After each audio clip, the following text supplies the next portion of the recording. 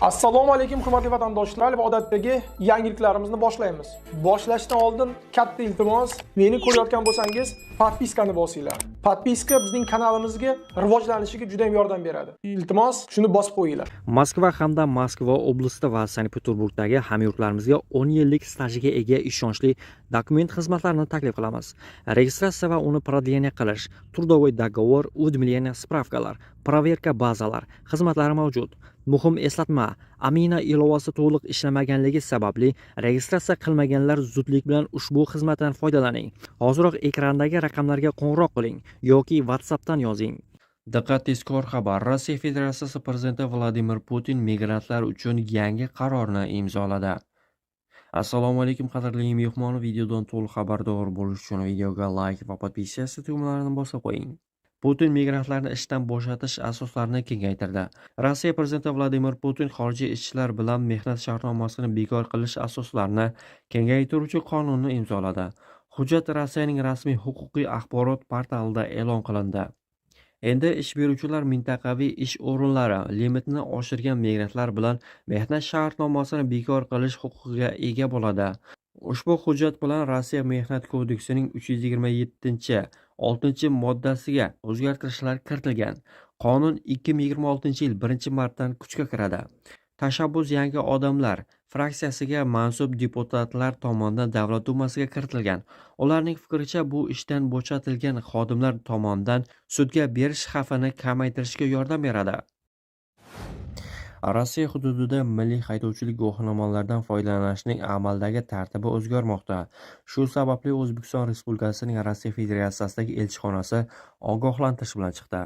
Xorijiy haydovchilik guvohnomalarini tan olish bo'yicha Rossiya qonunchiligiga kiritilgan o'zgartirishlarga ko'ra, O'zbekiston Respublikasining amaldagi milliy haydovchilik guvohnomalari bilan Rossiya Federatsiyasi hududida transport vositalarini shaxsan boshqarish mumkin. Shu bilan birga Rossiya Federatsiyasi hududida kasbiy faoliyatini taksi, yuk tashish, yo'lovchi tashish va boshqalar amalga oshirish uchun Rossiya haydovchilik guvohnomasini olish zarur. Bu esa xorijiy haydovchilarni belgilangan tartibdan o'tishni talab qiladi. Sankt-Peterburgda migrant taksi haydovchilariga taqiq joriy etilgandan so'ng agregatorlar taxminan 58 ming nafar xorijiy haydovchi akkauntlarini blokladi. Bu haqda Sankt-Peterburg va Leningrad viloyati bo'yicha Davlat yo'l harakati inspeksiyasining 4-bo'limi boshlig'i o'rinbosari Pavel Pulyushkin xabar berdi. Uning so'zlariga ko'ra, politsiya 10-noyabr kuni ommaviy tekshiruvlarni boshlagan. Taqiqqa qaramay ba'zi xorijiy haydovchilar faoliyat yuritishda davom etmoqda. O'rtacha hisobda bir kechada 15-20 ta qoidabuzarlik aniqlanadi. Yandex Taksi kabi agregatorlar cheklov ish ruxsatnomasi asosida ishlaydigan xorijiy fuqarolarga nisbatan qo'llanilishini xabar qilishdi. Sankt-Peterburgda bunday haydovchilar umumiy sonning taxminan 12%ni tashkil etadi. Xizmatlarga ularni almashtirish uchun 3 oy vaqt berildi. Umuman olganda taqiq 4500 tagacha haydovchiga ta'sir qilishi mumkin.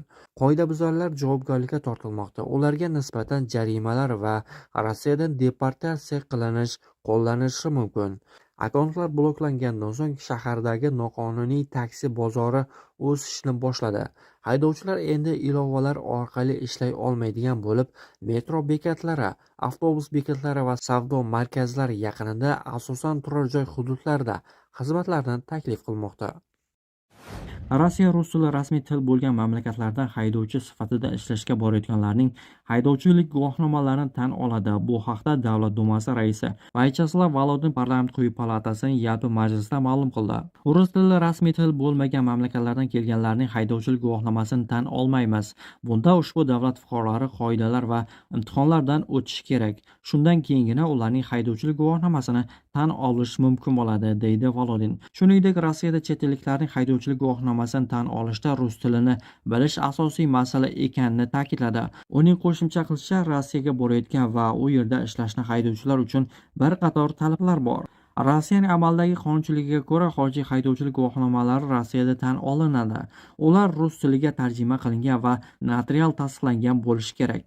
196-FZ sonli federal qonunning 25-moddasi 12-bandiga binoan chet elliklar Rossiyada ishlash uchun imtihon topshirishi va rus tilli haydovchilik guvohnomasini tan olishi kerak. Masalan, taksi haydovchisi sifatida.